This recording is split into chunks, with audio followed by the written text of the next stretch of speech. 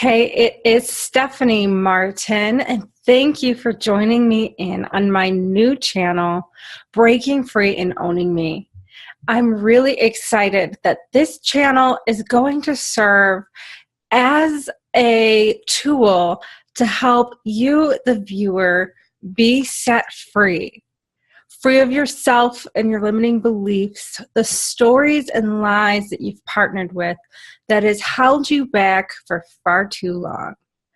This show is for those that feel called to something great, to something higher, but also feel stuck. You may have found yourself in patterns of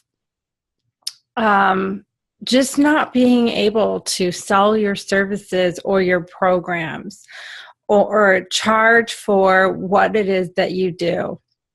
Maybe you have been in the business game for a while and find patterns of succeeding and then losing it all. Maybe you find that the goals that you set, you get really close to them, and then as soon as you're about to actually achieve them, you sabotage yourself. There are many, many patterns and behaviors and ways that we have been thinking for a long time. And maybe you consume podcast after podcast and read book after book, but still find yourself stuck in this defeating pattern of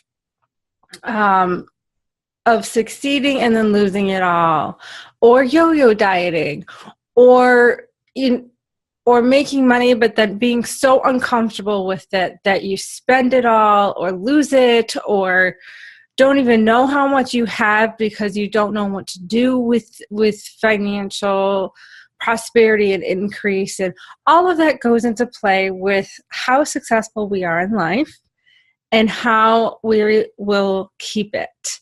So this call today is with a man named Paul from Australia. And I really enjoyed his call and this coaching process with him.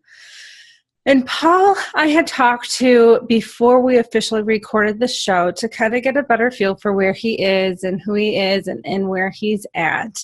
And in my first initial call with him, we really uncovered some money blocks. There's money stories and limiting beliefs going on. And so he starts off with his question to help him push through that, because he's got some financial goals that he wants to make. He wants to break some the pattern of living paycheck to paycheck, or never feeling like there's enough, or barely feeling like there's enough, or working really, really hard to barely have enough. And we uncover some generational patterns, some mindsets, stories, and I work with him through some of that. There was a lot in this call, and we could only unpack so much in 1 hour of time, but it was really eye-opening to him and hopefully eye-opening to you, which I believe that it will be. And without further delay, here's the call.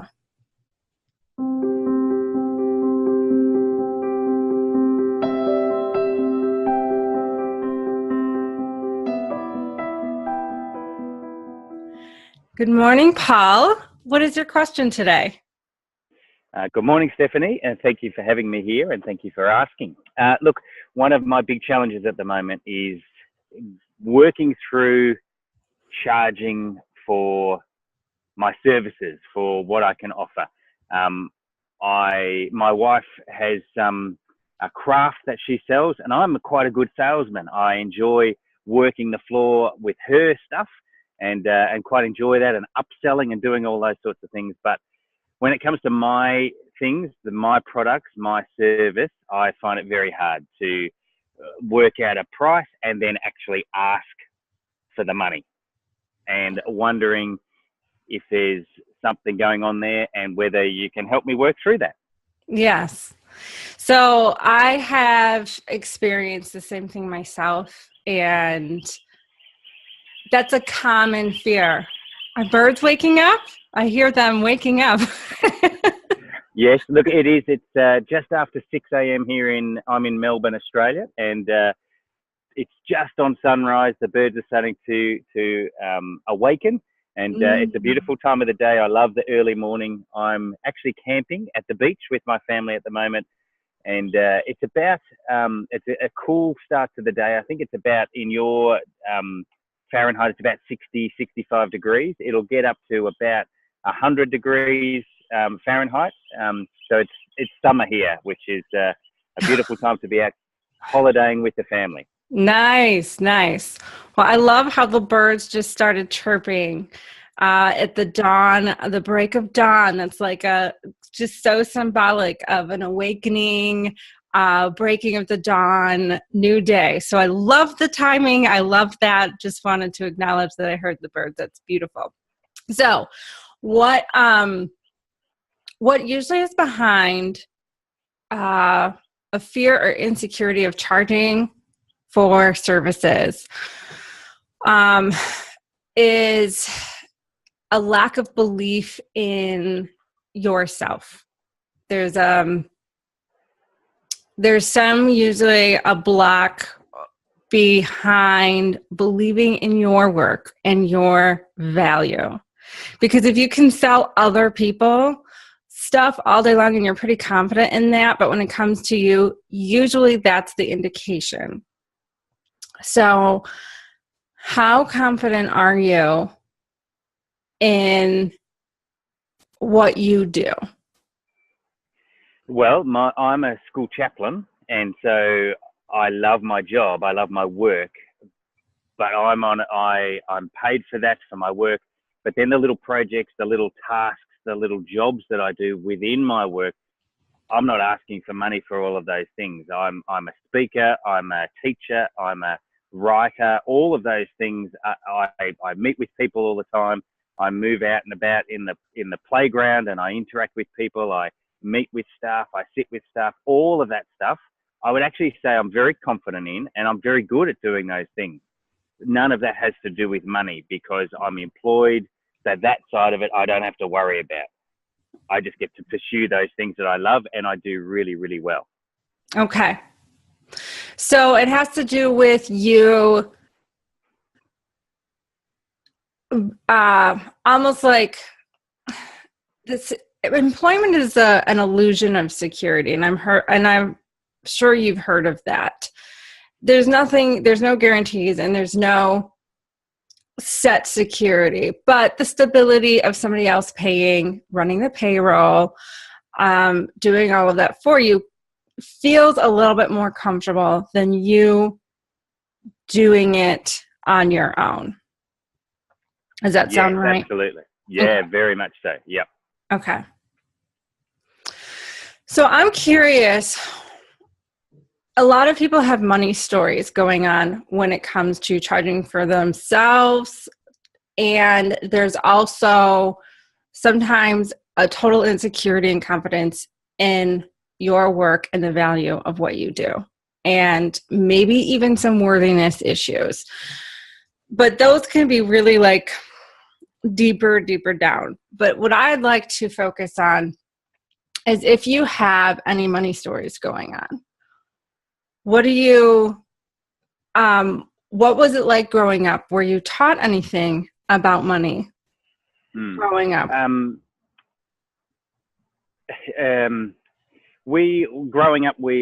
one of 4 children. My dad worked. My mum stayed at home with us raising the kids. We didn't have much money. We weren't, but we always seemed to have just enough.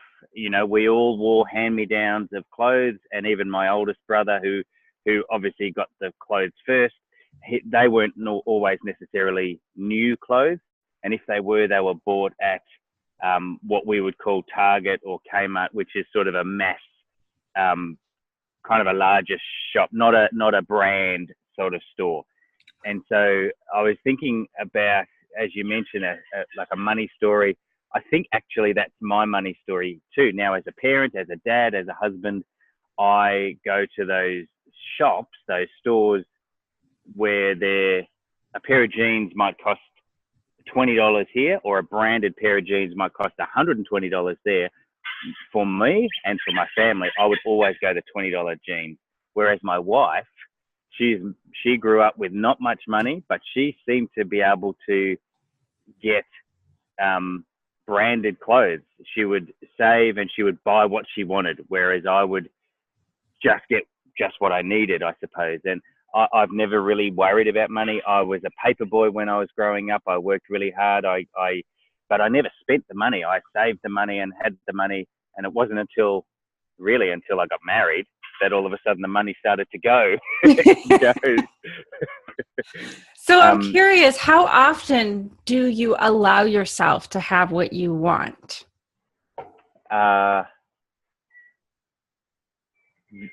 Very rarely. Like the other day we went, and we don't do this very often, probably because of me, but we're on holidays at the moment. We went to a special place, a special ice cream shop.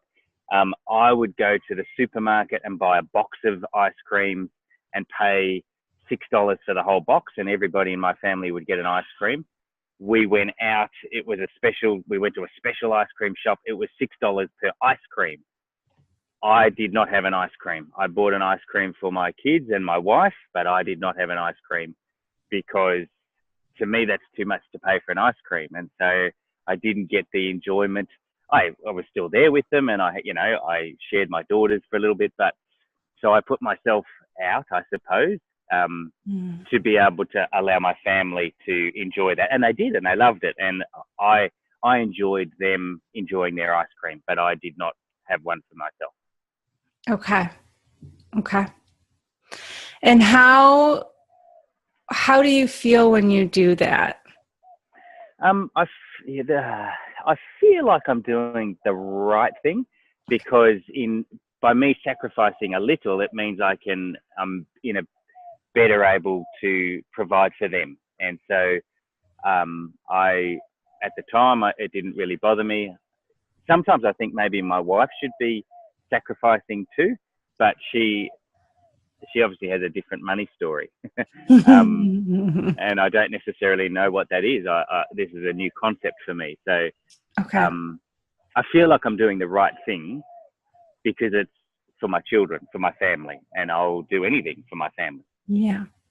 And sacrificing and giving up stuff for those around you and for those you love, it's not a bad thing, Mm-hmm. And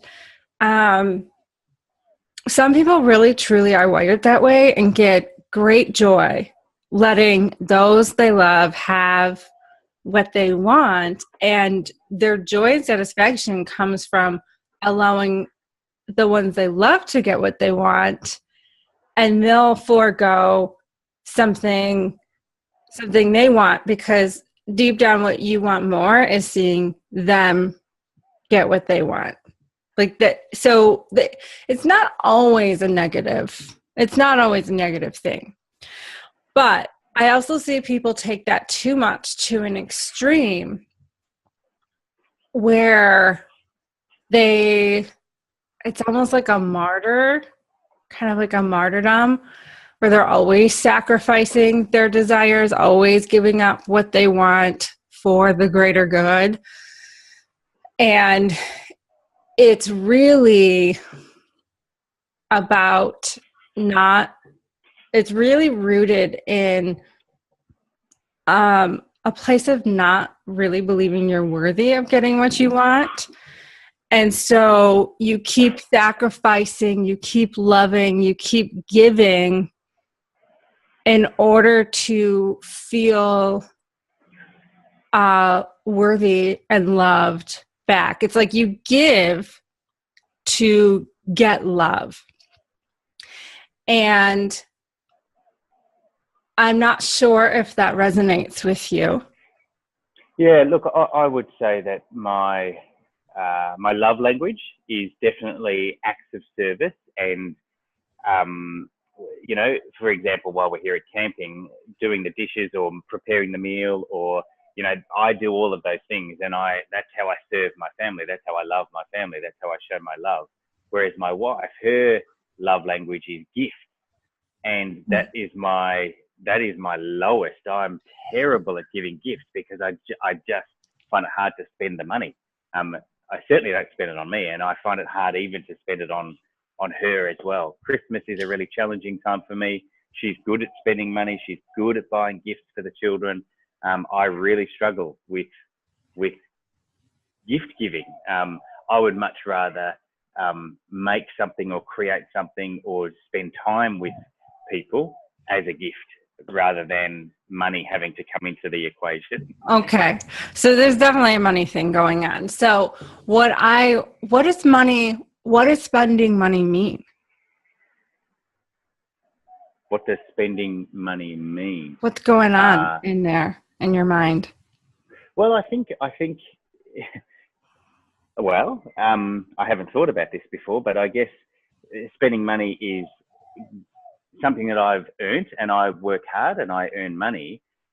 Every time I spend money, I'm losing that, and it's gone, and I'm giving it to somebody else, and helping them do their thing. I guess I probably have this somewhere back behind me, this kind of block that says, if you keep giving it away, you'll have none left to provide for your own needs and your own family. Yeah. Because you even said that when I work and I earn it, and when I spend it, it's gone. Like, yeah, that's in there for sure. Mm. Is that true? When I spend money, it's gone. Yeah, absolutely. Yeah, like, because I give it to the shop owner and he's got the money. My kids get the ice cream. They eat the ice cream. It's really gone. And it's not coming back? Well, I go back to work the next day, and, at the end of the month, I get paid again, and then the bank account goes up again for a little while, and then gradually we whittle that away, and then that's gone until the next month, and then we get paid again, and it's just that cycle of receive and then give it all away, and then hoping that we're going to receive it again to then give it away again. Okay. So you have like a give-take story with money, which is probably why it's very hard for you to accept payment for the services or the work that you do. I mean, you'll take a paycheck because it's a company and blah, blah, blah. But when it comes to you doing an exchange on your own as your own business entity, if you have a give-take story going on, and a give-take is like, it's not a give-take positive. It's almost like a lose, it's like a win-lose. Like, the store owner now has my money, and I'm sure you can shift it. It's like, well, you got ice cream in exchange for that. With that exchange, your kids got to enjoy ice cream, and you guys got to experience a great family evening. And so maybe you can shift your focus from, I lost the money, to how much more you gained. Your kids got this wonderful ice cream. And I encourage you to do that for yourself too, that you gain a lot more than what you have given. Mm-hmm. So when you start charging, and you won't do this until you're comfortable with this, if you have the mindset that I am taking somebody's money, that's never going to feel comfortable for you. Mm-hmm. Especially with a gift of service. Now, if you can do, I am serving them, and you can serve somebody while still charging for what you do. Mm-hmm. How does that feel? And yeah, look, I part of my makeup, part of my job, part of who I am is to serve people, to help people. And and my wife regularly, she'll say, you'll go out of your way to help other people. You'll go and you'll give up your time. You'll go and help them move, or you'll help them set up the room, or you'll help them tidy up, clean up. You'll do all these things for other people. But yeah, none of that has money in it. That's a voluntary thing. That's a serving other thing. And I see that as part of my role, both as a person, as a Christian, as a chaplain. You know, all of those things are part of who I am. So I'm very happy to give away my time and my ability, and even just my hard work. But actually getting money for that, that's an interesting idea, that I can be serving them and still be getting paid, and that's still legit. I have to sit on that for a bit longer, I think. Yeah. I want to know what drives you to give work away. Like you're building a side business. What drives you to give that away rather than charge for it? Yeah, so I'm trying to, I guess I'm trying to overcome, like these are just discoveries that I'm working out while we're talking, but I think I'm trying to overcome the give-take mentality by getting more so that I don't feel guilty giving it away again to, you know, buy ice cream for my kids. And so why do I find it difficult to ask them, as in a customer, for the money for something that I guess because I look at what I've done and what I've created, my time even, and go, well, anybody could do that. So why would how could I charge you for that when it's just something that I've got, and why wouldn't I just give it to you, Leo? You know, let's share and I'll help you. And yeah, I'm kind of going in circles, I guess, but yeah. So I just want to stop you here. I just want to stop you here because you're saying something that so many people battle with. I battled with this in the beginning as well. And I'm going to gently tell you what's right, what's behind this. You're thinking small. You're playing the small game. And I used to think that, well, anybody could read a book, anybody could have a conversation with a wise friend over coffee and get the same results. Like, why would they pay me for coaching and blah, blah, blah. And he was my boyfriend then, now husband, would hear that and he'd be like, okay, anybody could make themselves a meal every single day, yet there's restaurants everywhere. You know, people, like, just because they seemingly can do it and figure it out doesn't mean they want to. It doesn't mean they want to have to do it or that they're any good at it. And it's an appreciation. I personally, knowing what you do, but I'd like, you know, for the sake of people that I already know what you do, for the sake of people that don't know what you do, you're an illustrator, right? Like you enjoy. Yeah. Tell us what you do. Sure. I would say I'm a hand lettering artist. Okay. So I love words. I love the shape of letters. I love putting them together in ways that people appreciate it. I love people saying, "Wow, that's amazing." I love that. Makes me feel good.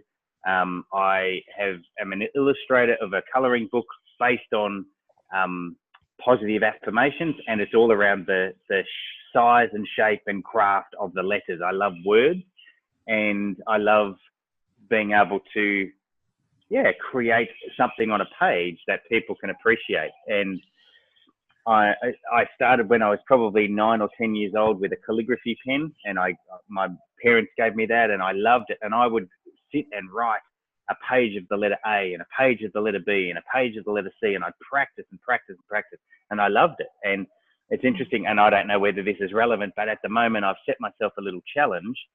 I'm trying to learn left-handed calligraphy. Ooh. Just for fun, for an experiment, to challenge myself to see whether If I persist at something, whether I can learn that as well. I'm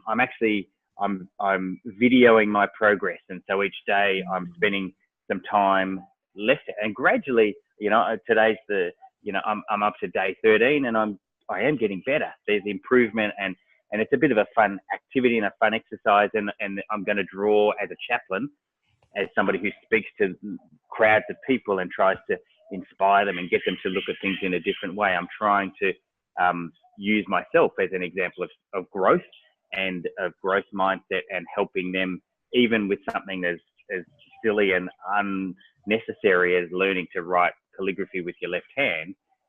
I want to show that with persistence, with dedication, with commitment, you can. And what a cool thing to be able to do, to be able to write left-handed and right-handed. Yeah. Okay. So just watching you talk about what you do, I saw so much energy and passion and enjoyment come through you very, very clearly. And I'm on board listening to you, watching you, and I'm like, oh, I want to know more. I want to see his work. I'd love to see what he does and get more and more intrigued. And eventually, because you're so connected to that, people are eventually going to be like, oh, how much would you charge for that? Because they want to pay you for that. Like, and not everybody, I will tell you, not anybody can do that. I can't do that. I suppose if I wanted to, I probably could, but I don't really feel drawn to learn the skill or have that discipline.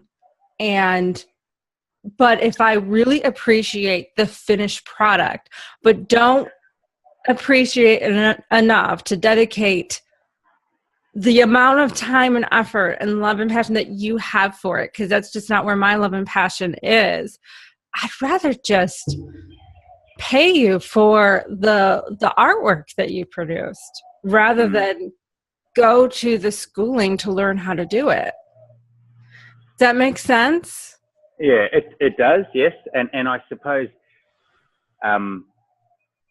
yeah, I mean, I do. I get passionate about it because I love sharing the process, and I can understand how people like the energy and like the vision and like the passion, and that's perhaps what makes me a successful speaker when I'm speaking to the students at my school. I'll have an auditorium of 800 kids, and really be able to have them in the palm of my hand, because I believe in the story, I believe in what I'm sharing with them, and same with my colleagues, our staff, and I love doing that. And people are attracted to that for sure. And I love doing that. I guess I get to be me, but then I think, as you say, going against what you've just said, and I think you're right and I'm wrong. Anybody could put words on a page. And yes, they could, but not in the way that I can. And that's my unique, ability. And it's something I've worked at for a very long time, and I have loved to do it. But because for me, it's easy and it's enjoyable and it's fun, actually, I find it hard to ask people to pay me to do something that I love. Like there's a block there, isn't there? Well, it's just a shift. You got to shift it, which you can.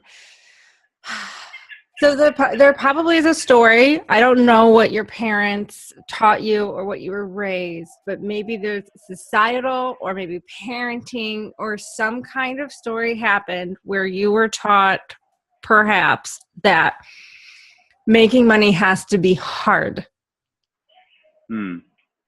Yeah, I guess my dad worked really hard in a fairly low paying job. We'd never had more than enough. We just had enough. We didn't talk about money. I don't know whether mum and dad were struggling. They said no a lot. Again, my mates at school would get the branded sneakers, and we never did. But we had great family in lots of other ways. family was important, and we had those experiences, and we didn't go on holidays where we would fly somewhere. We wouldn't stay in fancy hotels. We would go camping, or we would borrow somebody else's caravan, or we would. And now that's what I'm doing. That's what I'm able to do with my family. And we're camping. We're in a tent, but these memories that we're creating are fantastic, and the kids love it, and they look forward to it. And I love that you're finding the positive. But I'm curious if you are denying perhaps the pain that not having enough or the money that you actually deeply desire is causing you.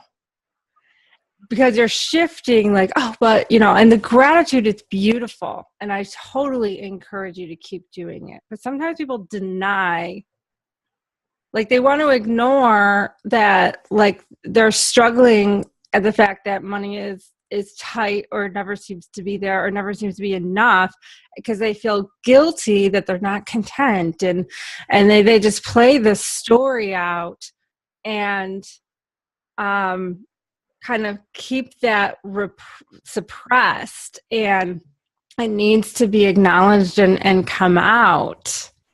And if your parents never talked about money, I'm curious, how did it feel? You acknowledged that you noticed that other kids had branded things and you didn't. How does that feel?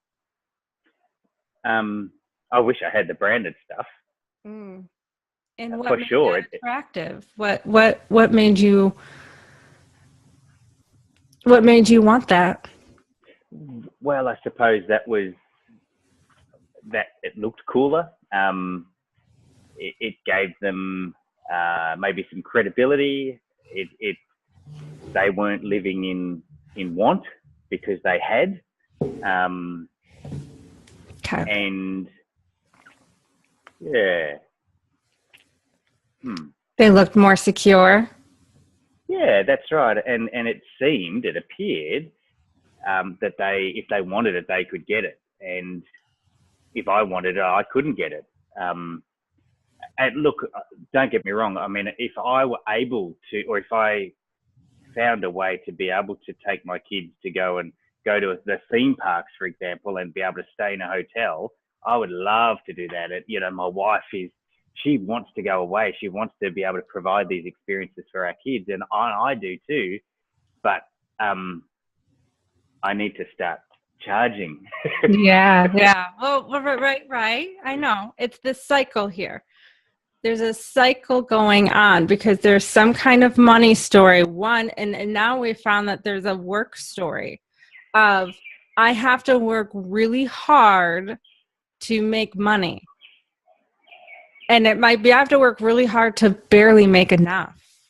Yeah, that's what it feels like. That's what I work my guts out. I work really hard, but I enjoy it. There's no question. I love my work. I really enjoy it, and I'm really good at it. But you love the chaplain part. But you also really love the calligraphy part. Like very much. And this is perhaps an even bigger enjoyment than the chaplain stuff. Maybe you love it even more, and you're wanting to do it on the side. But in order for it to be even considered a side business, there needs to be that exchange. Money is an exchange of appreciation. It's I poured my passion and talent and love into this, and I enjoyed every single moment of it.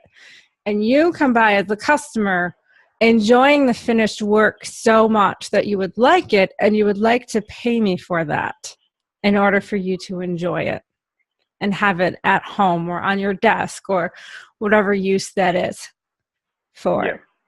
Yeah.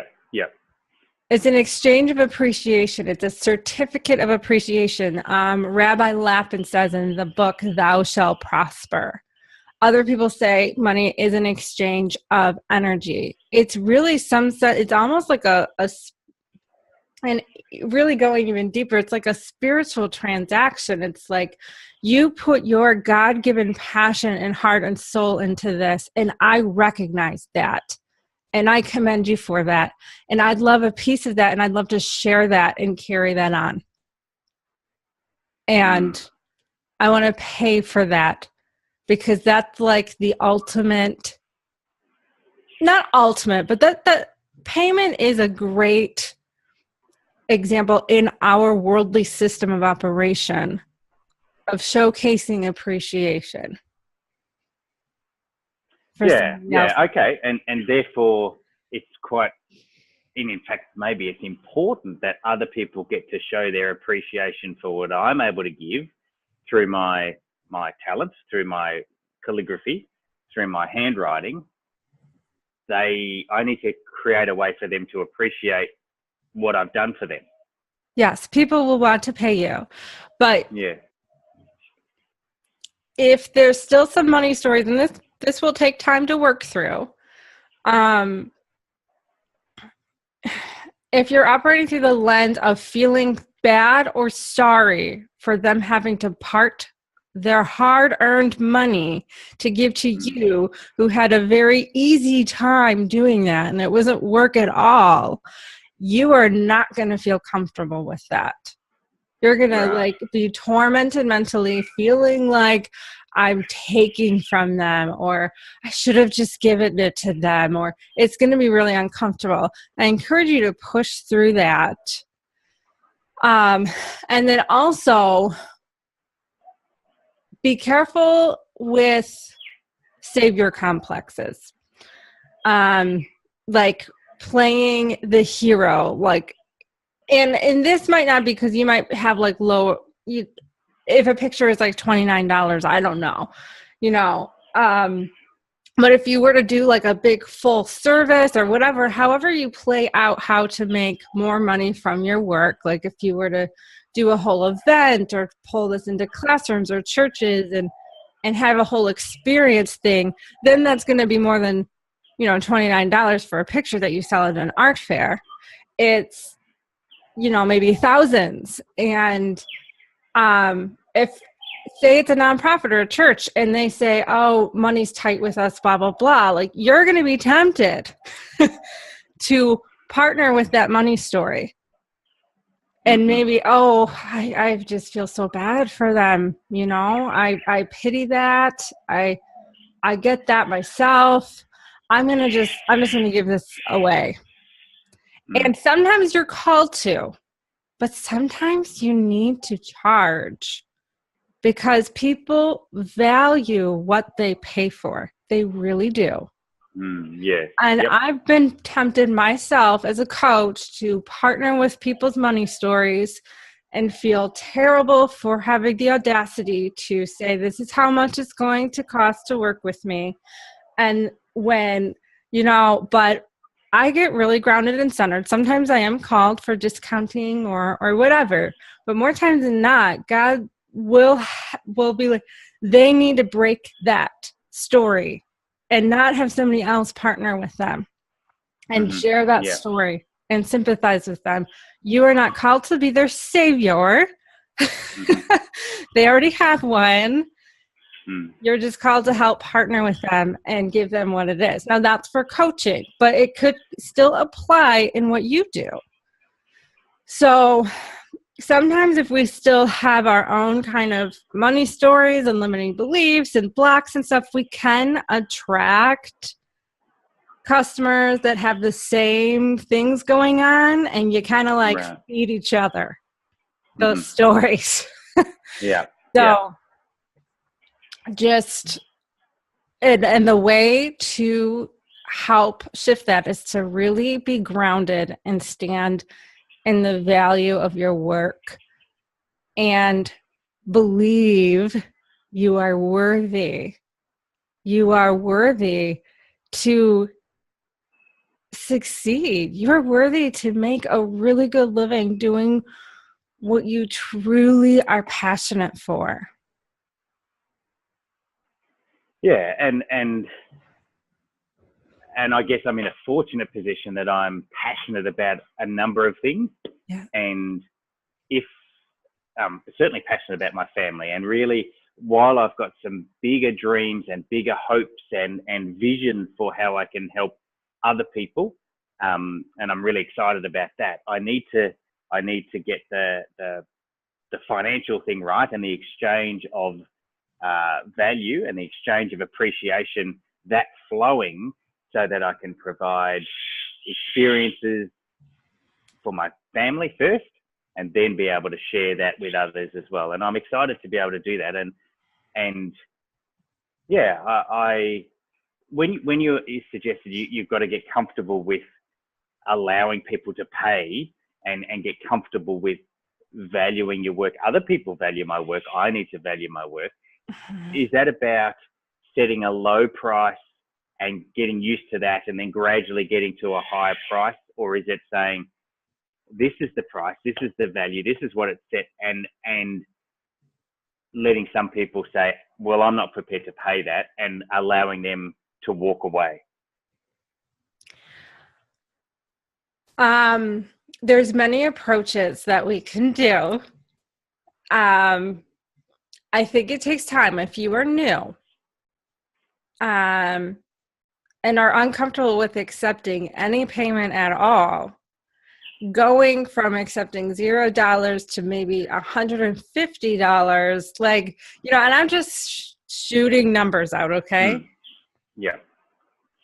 That may be a huge stretch, and you may find yourself apologizing for it, or throwing in a bunch of extra things because you truly don't agree in that number yet. You want to, but your belief really isn't there.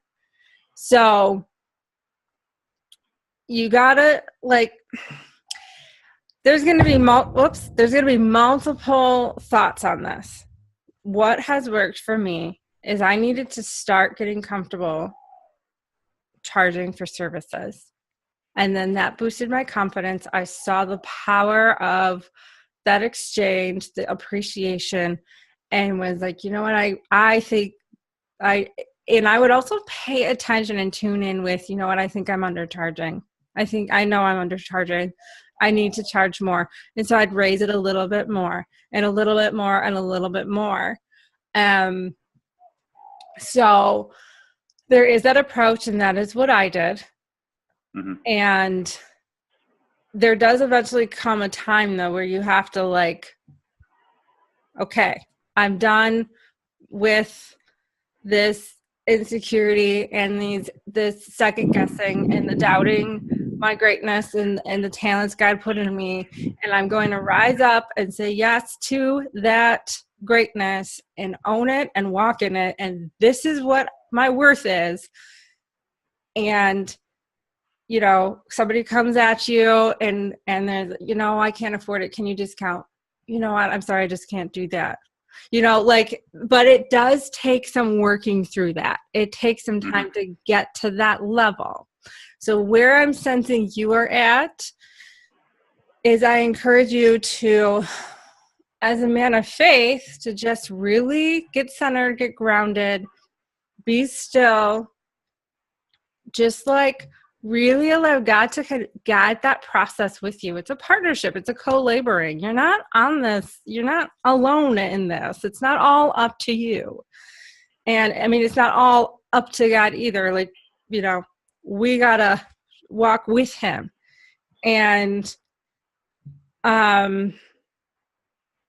allow a number, what you deeply feel connected to, whether your mind agrees with it and all other things, and work with that.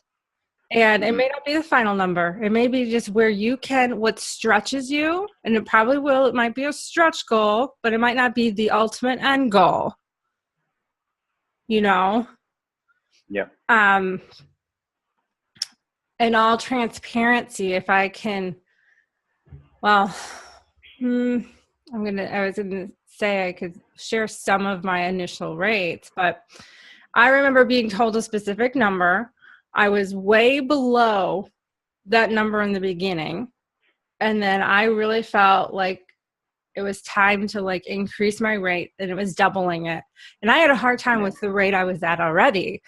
And I was like, oh, okay. And it took me a couple years to get comfortable saying that. And then that number has doubled again. Mm-hmm. So it does, and it is a process, but you deep down know, like, when you are out of alignment. Like, I think you sense it. I think you sense, I should have charged more. I should be charging for this. You know, you learn from how much work you put into it, how much time it takes to, are you still there? Oh, okay. Yep, I'm still here. Yep. How much time it takes to assess individual needs and process through what they want. And maybe you add other things in and you realize, like, wow, I'm giving so much more than a painting. I'm giving. So there's just all kinds of elements and things to be aware of in what you do. Because if you're like charging $29 for a painting, but you are assessing them, or like kind of taking quite a long time to know them and understand them and like really paint a picture of what reflects this person, that takes a long time to do. And that's talent. And that's so appreciated at this end result. So it needs to be more than $29. Maybe it should be $159 or whatever that is. You know, it's like whatever you've got to allow it to be a stretch, but not so much that you're never going to get there. You know, stretch yourself, but don't break yourself. And work, and you can always improve and increase from there, but don't start too low. Okay, we got to get out of the free vortex. Okay, so we're that's good. close. That's good. How are you? We have just a couple minutes left. What are your takeaways? So I need to. I like your idea. You gently worked me through that. I'm thinking small. I've just finished reading a book called Go Big. It's the Dude Perfect story, and they've got some interesting. And they got excited about what they were doing. They shared it. Other people captured the vision, and it's a powerful story. And I that resonates with me. I think I am thinking small, but I need to gradually increase what I'm prepared to charge people, and get comfortable with that. I think that's an important part of it, and to see that. I've got to get comfortable. I think people who are ready to pay, they are already ready to pay. I just need to slowly get myself used to that and have some of that exchange a number of times to go, okay, actually this works, and they're happy to pay that, and I need to get comfortable with that. So that's a really important one for me. So I appreciate that. Also interesting, as we've been talking, that still my why, if you like, is still my family, and part of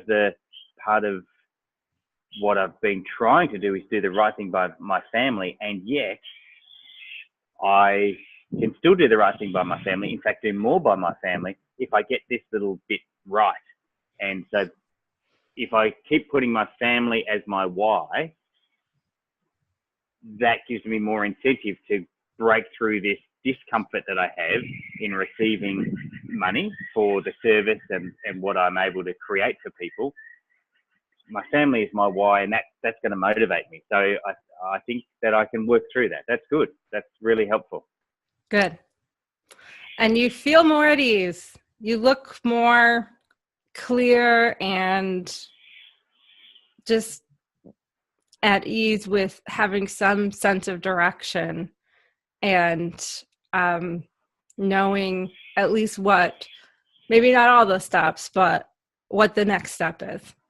Yeah, and even as we've been going, I've been kind of scribbling some things down. I think I have a number. I think I'm just going to try it, and I think I'm just on that cusp of. I think I've got a good idea going at the moment, and I'm going to pursue that and follow that, because I actually can visualize what that looks like and what it is that I'm offering people. There's some add-ons that I think that it is actually providing for them more than just a piece of art, and I see that there's more value in that than perhaps what I initially placed in it. So I'm excited. Good, good. I'm excited to see you following through on that and pushing through any resistance and really seeing your goals succeed. I'm excited for you. Yeah. Excellent. Excellent. All right. Thanks, Paul. Well, thank you very much.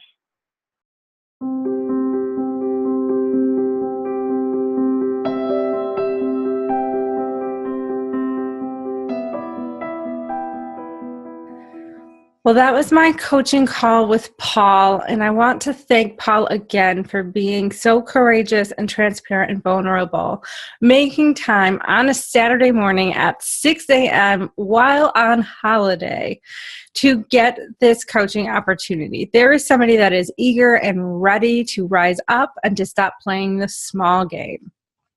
So to review what were some of the things that were uncovered in this call, and as I get better with the formatting of the show, things will be a little bit more condensed and organized, so bear with me that this is the first episode of this channel, and I just only have hope to make it better and better and more powerful for the caller as well as for the viewer.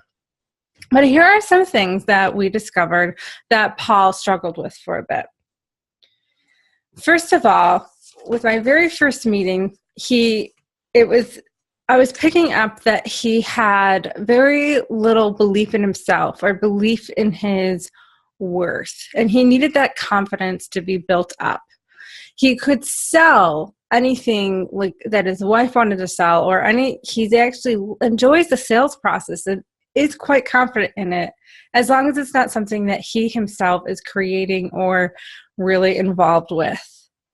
So that indicates oftentimes that there may be some worthiness issues or a big disconnect in your passion and being passionate about it and believing that you're worthy enough to make money from it.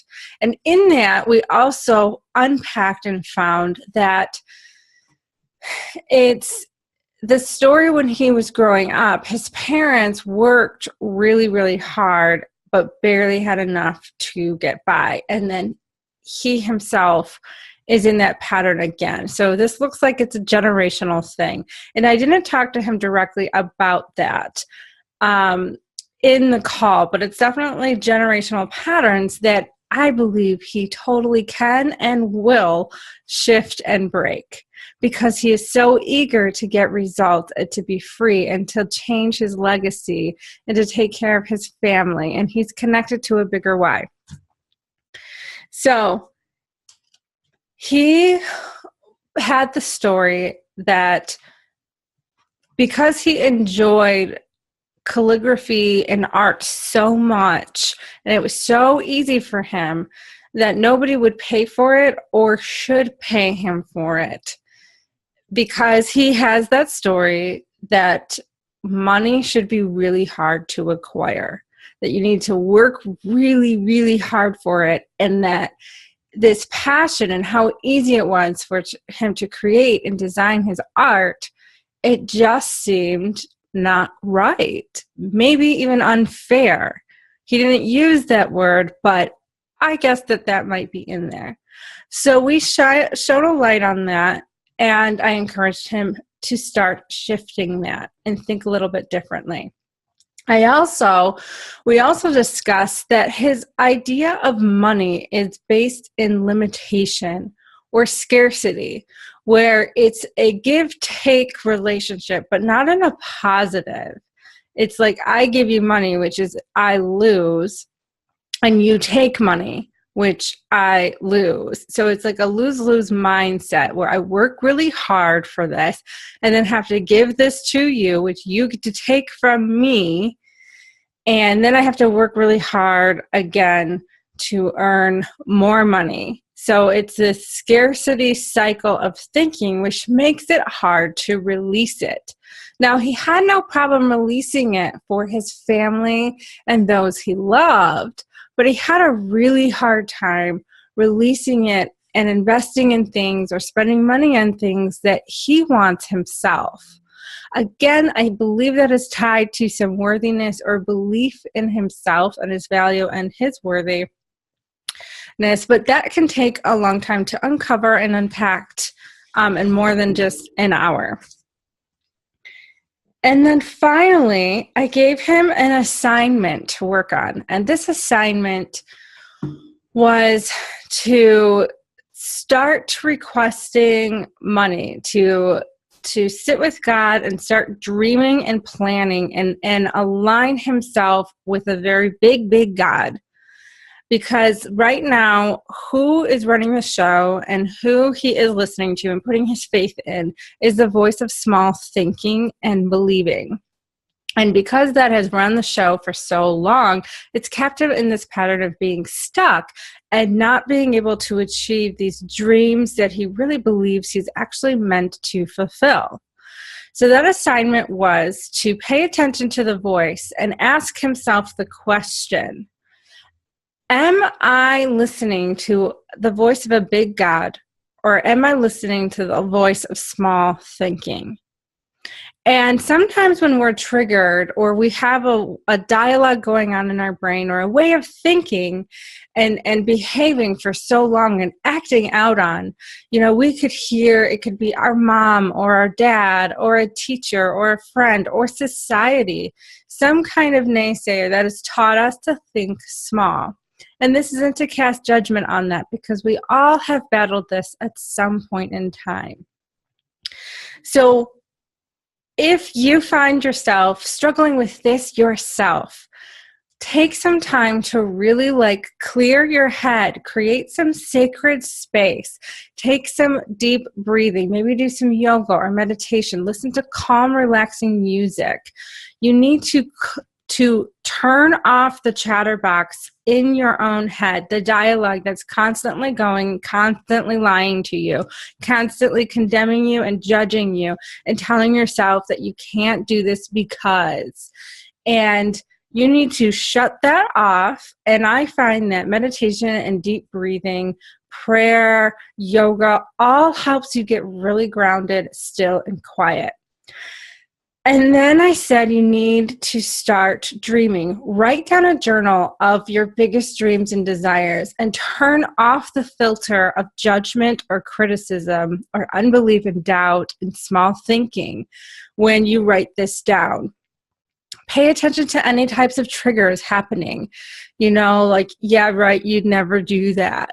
Oh, that's impossible, or who are you to think that you can do that? Pay attention to those negative dialogues or voices that come up, but don't listen to them. You can note that they're there, but you push through it and silence it. And then when you find yourself really, really triggered or really stuck with that loud inner mean girl or inner bully, remind yourself of the truth. This is where you get to pray and ask God to reveal the truth. Who are you? What is the truth? What is real? Even if it doesn't feel real, just really align your soul to that, or your spirit to that truth, and let that penetrate through your body. Let you physically feel that shift and that power. And from that, you can flow and continue on in your assignment. This will help you start breaking the pattern of thinking small. It's one of the assignments that is very helpful to many for thinking small, or for breaking the cycle of thinking small and start dreaming big and getting big results with our big God in this big universe filled with love and power and gratitude and abundance. Thank you all for checking in with me on breaking free and owning me. And if you are interested at all in being coached by me with one of your issues, make sure to email me at stephanie@movedbypurpose.net with the subject line, Breaking Free, Owning Me. And we will see what we can do.